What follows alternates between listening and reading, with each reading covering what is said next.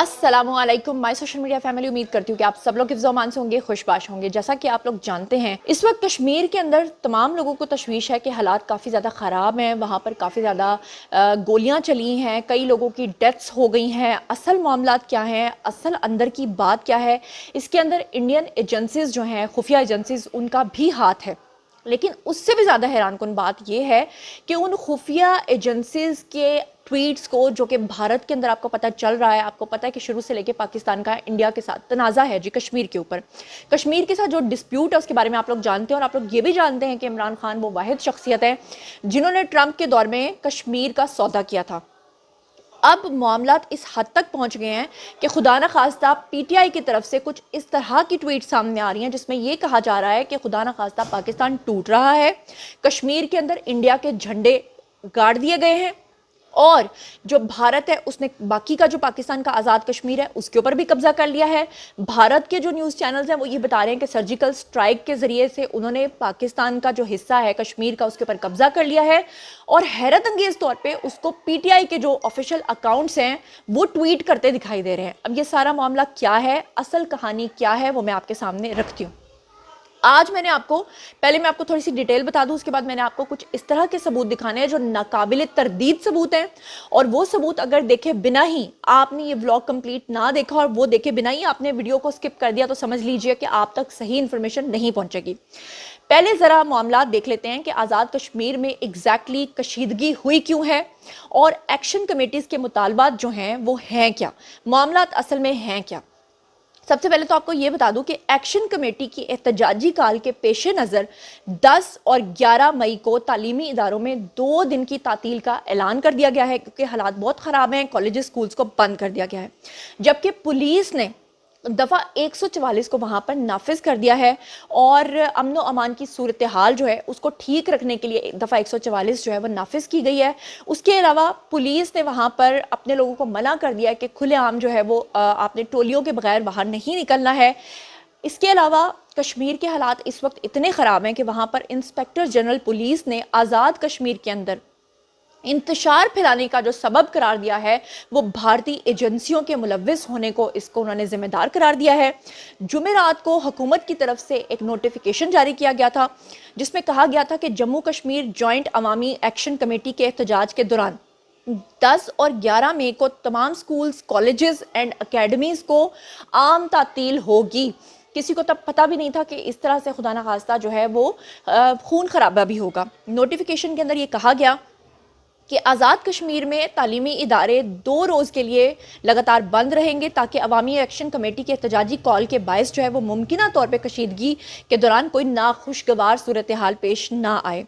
आपको इसके साथ ये भी बता दूँ कि हुकूमत की तरफ से आज़ाद कश्मीर के अंदर अमन व अमान को बरकरार रखने के लिए मुख्तलिफ अजला के अंदर अब तक 144 नाफिज की गई है, मगर जॉइंट अवामी एक्शन कमेटी ने रात 12 बजे से आज़ाद कश्मीर में पहिया जाम, शटर डाउन यानी कि हड़ताल जो है वो कर रखी है।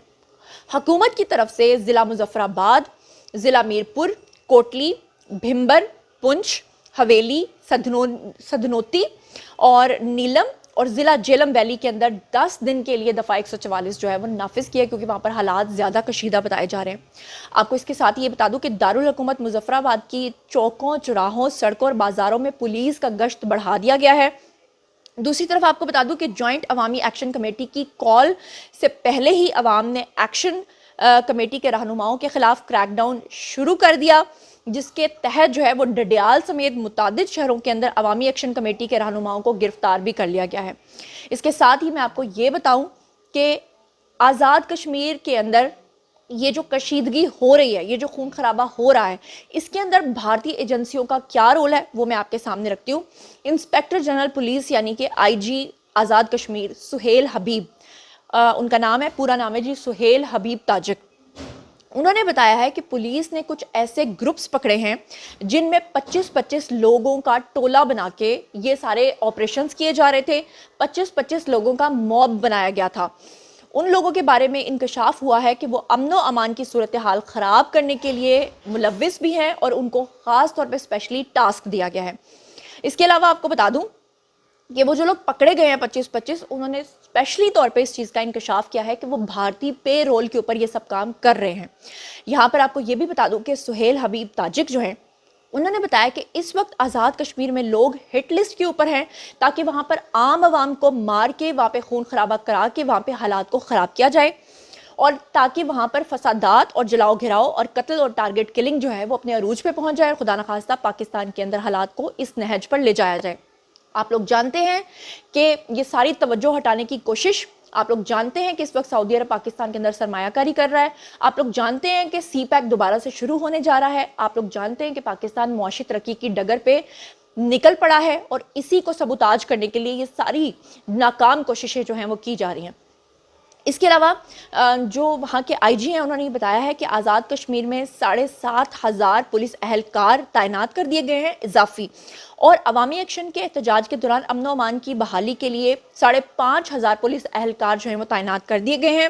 ان کا کہنا ہے کہ آزاد کشمیر ایک پرامن خطہ ہے، کسی مہم جوئی کا متحمل نہیں ہو سکتا اور یہ سب چیزیں ہم ہونے نہیں دیں گے. اس سے پہلے کہ میں آپ کو آگے کی تفصیلات بتاؤں، میں آپ کو کچھ ثبوت دکھانا چاہتی ہوں. سب سے پہلا ثبوت میں آپ کو سنوانا چاہتی ہوں جس شخص کا تعلق کافی عرصے تک پی ٹی آئی کے ساتھ رہا. جی میں بات کر رہی ہوں اس عادل باجا نامی شخص کی. یہ عادل باجا جو ہے یہ پاک فوج سے نکالا گیا آفیسر تھا اور یہ جب یہاں سے اس کا کورٹ مارشل ہو چکا ہے، یہ غدار بن چکا ہے، پی ٹی آئی کا ساتھ دیتا ہے، پی ٹی آئی کا ایجنڈا بیان کرتا ہے. اس شخص کی ایک آڈیو کال لیک ہو گئی ہے، وہ بھی بھارتی خفیہ ایجنسی کے ساتھ. اور یہ جو عادل باجا نامی شخص ہے یہ وہاں بھارت کی ایک خفیہ ایجنسی را کے پالتو صحافی اجت سنگھ کے ساتھ بات چیت کر رہا ہے. میں چاہتی ہوں کہ ذرا آپ یہ سنیے، اس کے بعد میں آپ کو بتاتی ہوں کہ یہ اصل ایجنڈا کیا ہے، کس طرح سے عمران خان کو نہ چھوٹنے کے دکھ کے چکر میں یہ لوگ کیا کیا پاکستان کے اندر کر رہے ہیں. Have a look. Hello Ajit, how are you? I'm good. کیسے ہیں آپ؟ Yeah, میں ٹھیک ہوں bro. The problem is that they're already labeling me the raw agent and everything, you know. Right now my main issue. جی اب آپ کے سامنے جو ہے اس وقت ایک اسکرین شاٹ ہے اور آپ دیکھ سکتے ہیں سارے ریڈ سرکلز لگا دیے گئے ہیں. یہ دیکھیے عمران ریاض خان نے ٹویٹ کیا ہوا ہے.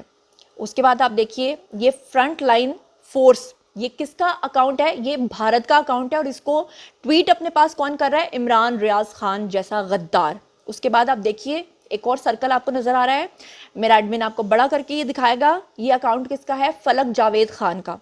اس کے بعد آپ دیکھیے یہ ایک اور ٹویٹ آپ کے سامنے نظر آ رہا ہے، خولا چودھری نے اس کو ٹویٹ کیا ہے اور اس کو ری ٹویٹ کیا ہے فلک جاوید خان نے، جس کا تعلق کس جماعت سے آپ لوگ جانتے ہیں. یہ سارے ثبوت آپ کو دے رہی ہوں، ناقابل تردید ثبوت آپ کو دے رہی ہوں.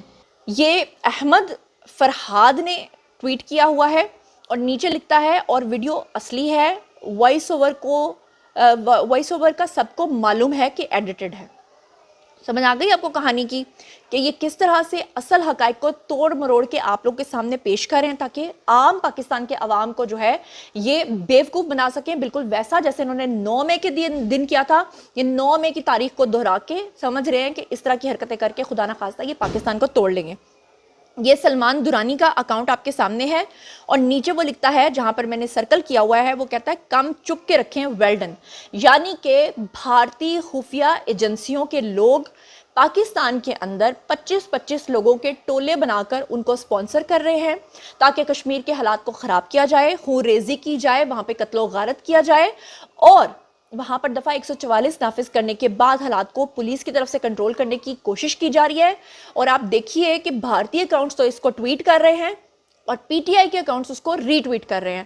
اب اس کے اوپر عمران خان یہ نہ کہیں جس طرح وہ 9 مئی کے واقعات میں کہتے ہیں کہ ہم تو ملوث ہی نہیں تھے اور یہ تو فالس فلیگ آپریشن تھا، بالکل اسی طرح جیسے عمران خان کا اپنا بھانجا حسان نیازی جو ہے وہ کور کمانڈر کی پینٹ لہرا کر اس کا سائز بتا رہا تھا، تو وہ کس جماعت سے تھا؟ میرا سوال یہ ہے کہ Shehryar Afridi G H Q کی طرف لوگوں کو لے کر جا رہا تھا، وہ کس جماعت سے تھا؟ میرا سوال ہے کہ یاسمین راشد 9 مئی کو لوگوں کو لیڈ کر رہی تھی اور جب سارا موب اور وہاں پہ پورا جتھا جو ہے آؤٹ آف کنٹرول ہو گیا تو اس خاتون نے صرف اپنے منہ سے ایک جملہ نکال دیا کہ واپس آ جاؤ. تو کیا ایسا موب ایسی جگہ پر لے جانے کے بعد کنٹرول میں آتا ہے؟ یہ میرا آپ سے سوال ہے. اور میرا آپ سے یہ سوال ہے کہ عمران خان کے جیل سے باہر نہ نکلنے کی وجہ سے یہ لوگ بھارتی ایجنسیوں کے ساتھ مل کر کشمیر کے اندر حالات خراب کر رہے ہیں اور عمران خان کو مجیب الرحمان کے ساتھ ملاتے ہیں جس نے بنگلہ دیش کو توڑا تھا، پاکستان کو الگ کیا تھا، بنگلہ دیش بنا کر وہ الگ ہو گیا تھا اور یہ اسی طرح کی مہم چلا رہے ہیں. یہ وہی لوگ ہیں جنہوں نے ٹرمپ کے ساتھ مل کر वहाँ के सहाफ़ियों को मना किया था कि हमसे आफिया सिद्दीकी के बारे में सवाल नहीं करना,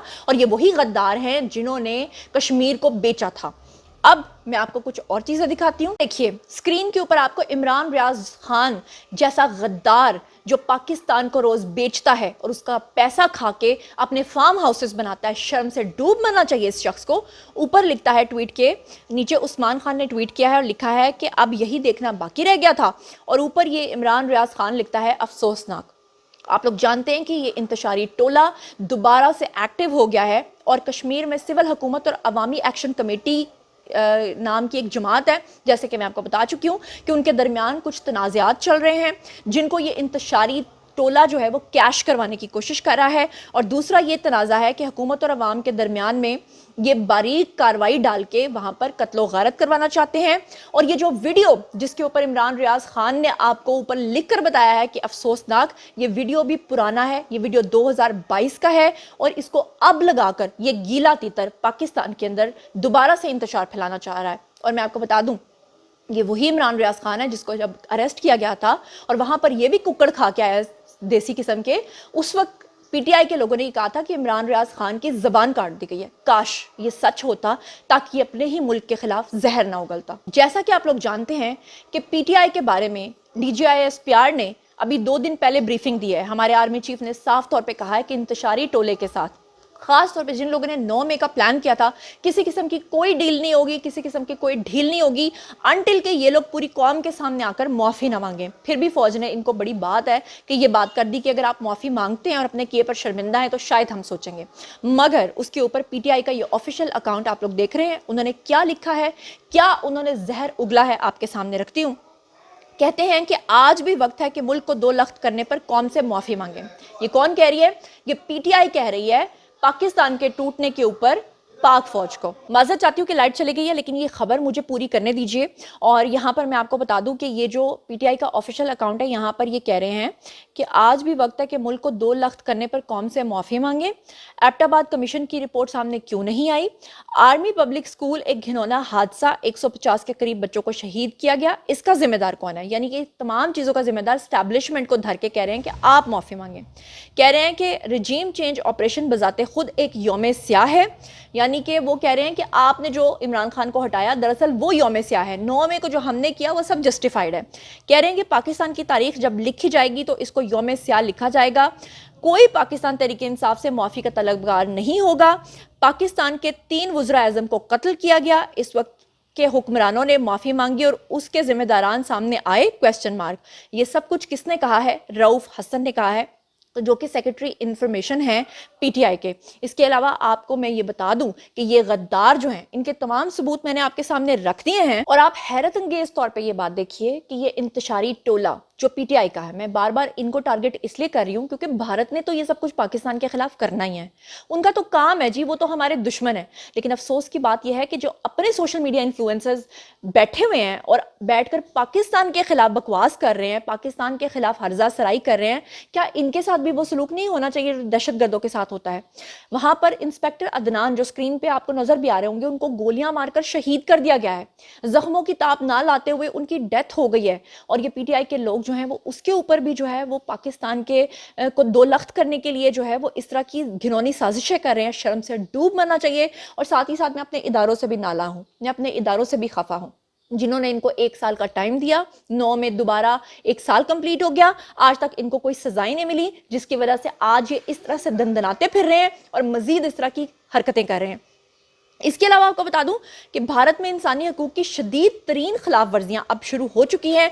यासिन मलिक जो हैं, आपको पता है कि आज़ादी के लिए उन्होंने कितनी जिद्दोजहद की है, उनको तवील और गैर कानूनी हिरासत में इन्होंने रखा हुआ है। भारतीय इंसानी हकूक की जो खिलाफ वर्जियां हैं उनके खिलाफ अब पाकिस्तान को, मैं कहती हूँ कि पाकिस्तान को पूरी तरह से उनका जवाब देना चाहिए, मुंह तोड़ जवाब देना चाहिए। भारत में मजहबी अकलियतों, खासतौर पर मुसलमानों पर जो मजालिम तोड़े जा रहे हैं, ढाए जा रहे हैं, आपके सामने हैं। और आपको बता दूं कि मोदी जो है वो अपने इक़्तिदार को तूल देने के लिए जो हरकतें वहां पर कर रहा है और जिस तरह से वो हिंदुत्व सोच को वहां पर परवान चढ़ा रहा है और जिस तरह वो अपनी तकरीरें करते हुए कहता है कि वो कौम जो ज्यादा बच्चे पैदा करती है, यानी कि उसका इशारा मुसलमानों की तरफ है, क्योंकि वो नहीं चाहता कि भारत के अंदर मुसलमानों की आबादी बढ़ जाए। بھارتی حکومت جو ہے وہ مقبوضہ کشمیر میں غیر قانونی تسلط قائم کیے ہوئے ہے، اور وہ عمران خان جنہوں نے کشمیر کو بیچا تھا، آج کی فوج کو چاہیے کہ ان کا منہ توڑ اور صحیح جو کہتے ہیں نا سرجیکل سٹرائک، وہ ان کو وہاں پر کرنی چاہیے۔ حد تو ظلم کی آپ یہ دیکھیے کہ یاسین ملک کو انہوں نے 30 سال پرانے کیس کے اندر سزا دے کے اندر بٹھایا ہوا ہے اور جیل کے اندر رکھا ہوا ہے، اور باہر ان کی بیٹی اور ان کی بیوی کس طرح سے تڑپ رہے ہیں، کس طرح سے یہ مظالم ڈھاتے ہیں، اور کس طرح سے یہ لوگ ان کو سپورٹ کر رہے ہیں، پی ٹی آئی والے آپ کے سامنے ہیں۔ جناب میں اس وقت آپ کو یہ بھی بتا دوں کہ یہ جو کشمیر کے اندر تنازعات چل رہے ہیں اس میں ایگزیکٹلی جو ایکشن کمیٹیز ہیں ان کے مطالبات ہیں کیا۔ آزاد کشمیر کے عوامی ایکشن کمیٹیوں کا وجود جو ہے وہ 8 مئی 2023 کو راولہ کوٹ میں آٹے کے بحران کے نتیجے میں پیش ہوا تھا۔ وہاں پر احتجاج شروع ہوئے تھے، جس کے بعد یہ سارا معاملہ جو ہے وہ بگڑا تھا۔ اس کے بعد پونچھ عوامی کمیٹی جو ہے ان کو اس عوامی ایکشن کمیٹی کا نام دیا گیا تھا، اور راولہ کوٹ سے شروع ہونے والی یہ تحریک اس وقت پورے آزاد کشمیر میں پھیل چکی ہے۔ آپ کو یہ بھی بتا دوں کہ حکومت نے بجلی کے بلز میں پروٹیکٹڈ اور ان پروٹیکٹڈ کی 2 نئی اصلاحات متعارف کروا کر لوگوں پر بجلی جو ہے وہ تھوڑی سی قیمت اس کی بڑھائی تھی، کیونکہ آپ کو پتا ہے کہ پنجاب تمام لوڈ اپنے اوپر لے رہا ہے۔ آپ کو پتا ہے کہ گلگت بلتستان، کشمیر اور باقی کے جو علاقے ہیں وہ سبسڈی کے اوپر بجلی استعمال کرتے ہیں، تقریباً ان کو فری کی بجلی ملتی ہے۔